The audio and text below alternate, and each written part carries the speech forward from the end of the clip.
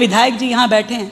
अध्यक्ष जी, आपके माध्यम से कैसे कैसे भद्दे ये यहाँ पर इशारे करते रहते हैं पूरे सदन में। आप अपना कैमरे से देखिए कैसे कैसे इशारे करते रहते हैं। कभी किसी तरीके से, क्या विधायकों का ये व्यवहार है सदन के अंदर?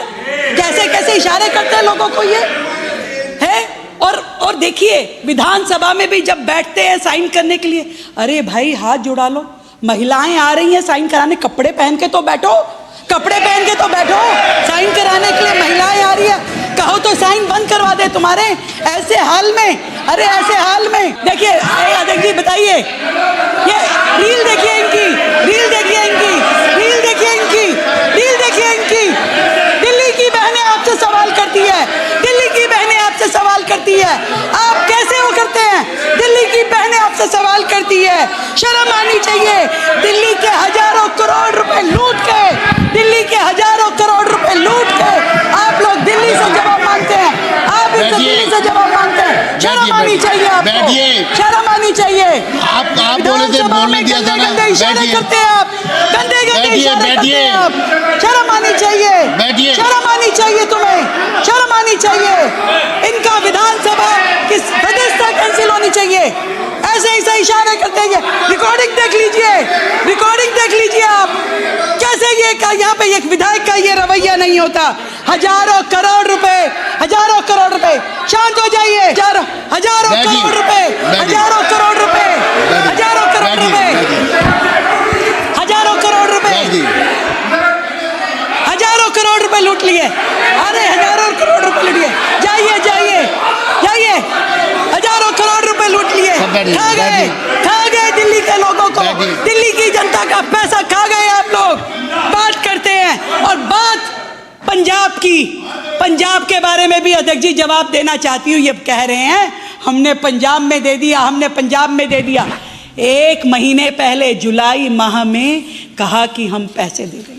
1 महीने पहले मात्र, जिसका शोर जिसका डंका ये यहाँ बजा रहे हैं। 4.5 साल तक कुंभकर्ण की नींद ये सोए रहे, तब इनको वो माताएं बहनें याद नहीं आई, मावातियाँ याद नहीं आई। और आज जब 1 महीने पहले मात्र जुलाई में बोला कि अच्छा अब चुनाव आने वाला है, अब हम पैसा देंगे, वो भी कौन सा पैसा?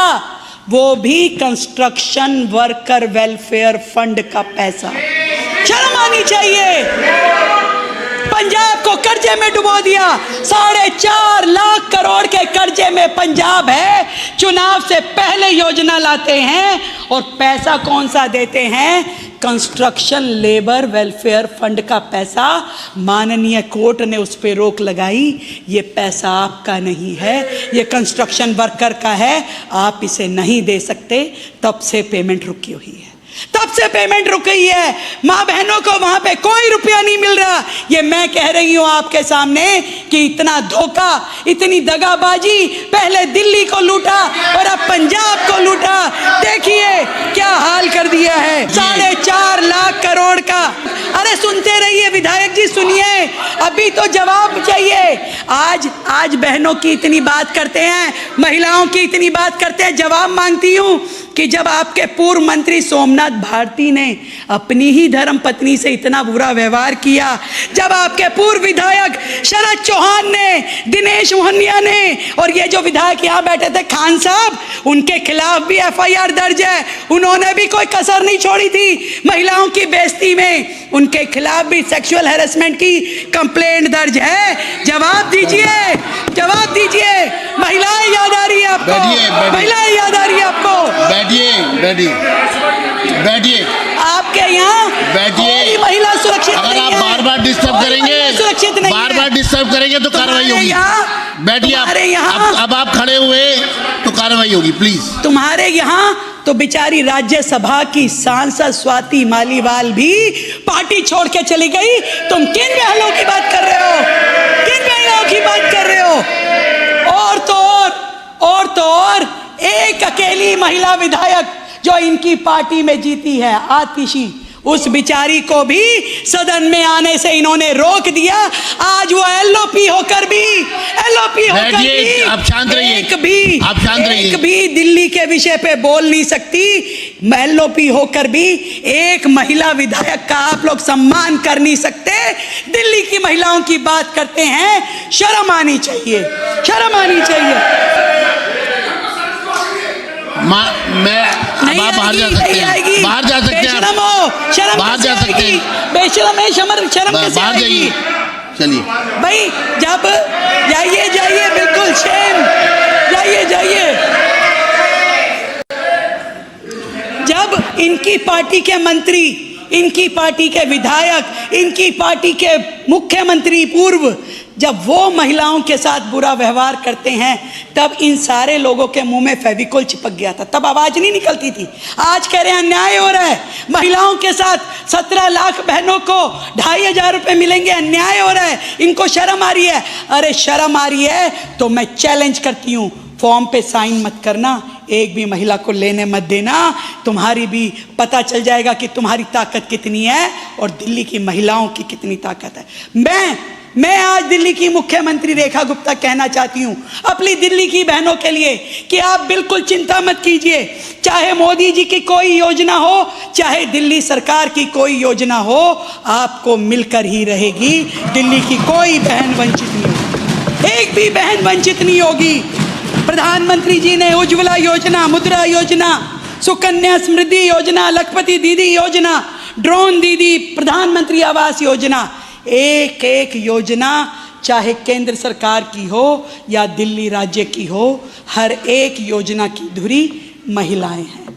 हमारी सरकार में महिलाओं का सम्मान है और दिल्ली सरकार ने तो अपनी सब योजनाओं को, जिसका जिक्र अभी सिरसा जी ने कहा, लखपति बिटिया योजना, उन सारी बेटियों को भी हमारी सरकार के आने के बाद पैसा दिया, जो पिछली सरकारों में सालों तक दिया ही नहीं गया था। हमने दिल्ली लक्ष्मी योजना के साथ पिंक कार्ड, अनमोल योजना, 2-2 सिलेंडर जिसको हम निःशुल्क दे रहे हैं बहनों को, और जो विद्या वाहिनी बेटियों को हमने साइकिल दी। मुझे शर्मिंदगी होती है ऐसी पार्टी के नेताओं पे और विधायकों पे, उनकी सोच पे, उनके वाक्यों पे। तो हमने साइकिल योजना की बात की तो उन्होंने कहा अच्छा है, इन बेटियों को, बेटी भी नहीं बोला था, इन लड़कियों को साइकिल पे बिठा के यूपी भेज देंगे, वहां प्रचार करवाएंगे चुनाव का। धिक्कार है ऐसे नेताओं पे जिनको बेटियों के इस साइकिल में भी चुनाव प्रचार नजर आ रहा है, विद्या नहीं नजर आ रही, उनकी एजुकेशन नहीं नजर आ रही, उस बेटी को किस निगाह से ये लोग देखते हैं। मुझे इस बात पे शर्म आती है।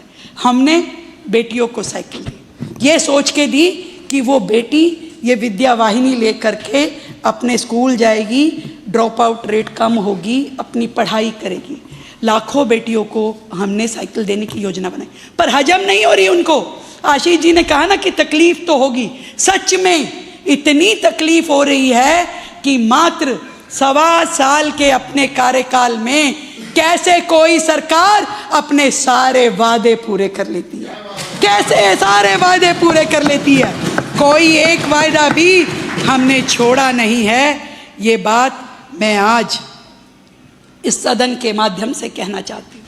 ये दिल्ली की बेटियाँ हमारे लिए एक ऐसी जिम्मेदारी है, हम चाहते हैं कि हर बेटी एम्पावरमेंट हो, हर बेटी ताकतवर बने, आत्मनिर्भर हो, अपने सपनों को जी सके। हर बेटी के लिए हमने इतनी सारी योजनाएं दी है, क्योंकि हम चाहते हैं कि हर बेटी जो बनना चाहती है वो बने, अपनी पढ़ाई पूरी करे और खूब गर्व के साथ कह सके first in my blood line. जब वो साइंस चुनती है दिल्ली सरकार के स्कूल में पढ़ते हुए, तब वो कहती है कि first in my blood line. जब वो इंजीनियरिंग जैसा कैरियर चुनती है दिल्ली यूनिवर्सिटी के और दिल्ली सरकार की यूनिवर्सिटीज के कॉलेज में जा करके, तब वो कहती है first in my blood line. जब वो अपना स्टार्टअप शुरू करती है और सरकार से उसके लिए पैसा पाती है, सहायता लेती है, जब वो अपने लिए कोई नया बिजनेस शुरू करती है, तब वो कहती है first in my blood line. और जब वो अपने पैसों से अपना घर बनाती है, तब वो कहती है कि first in my blood line. तब हमें खुशी होती है और हम कहते हैं हमारी बेटी एम्पावर हो रही है। दिल्ली की हर बहन, दिल्ली की हर बेटी, हमें गर्व है उन पर। और मैं कहना चाहती हूँ, दिल्ली की बहनों के लिए, दिल्ली की बेटियों के लिए, उनकी डिग्निटी के लिए, उनकी हेल्थ के लिए, उनकी सुरक्षा के लिए, उनके ड्रीम्स के लिए दिल्ली की ये सरकार उनके साथ खड़ी है।